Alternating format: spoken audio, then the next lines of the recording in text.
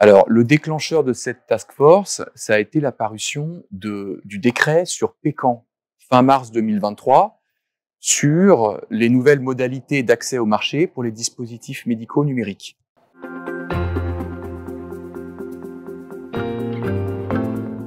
On a aujourd'hui un écosystème qui est en devenir avec des premiers acteurs qui se positionnent, des acteurs français qui sont encore en phase de développement clinique, des acteurs européens, d'ailleurs des premiers acteurs qui viennent des DIGA allemands qui arrivent, et d'autres pays, des acteurs américains également qui commencent à voir la France comme un marché attractif, notamment du fait de l'apparition de ce décret et enfin d'une voie d'accès au remboursement qui s'est clarifiée d'un seul coup.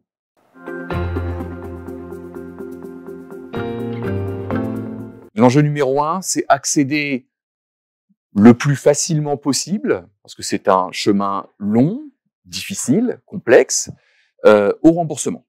L'usage des DTX, il va se faire avant tout avec le remboursement en France.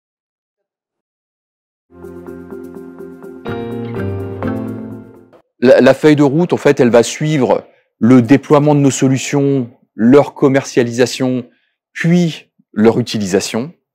Donc, tout d'abord, comme je l'ai dit, l'accès au remboursement, c'est la priorité numéro 1. Donc, faciliter l'accès au remboursement pour le plus grand nombre, pour les acteurs déjà présents, mais également donner de plus en plus de clarté aux acteurs qui commencent à voir la France justement comme un terrain de jeu attractif pour le déploiement de leur thérapie numérique. Ensuite, c'est l'aspect commercialisation, parce qu'aujourd'hui, il y a presque rien, hein. On est face à une feuille blanche.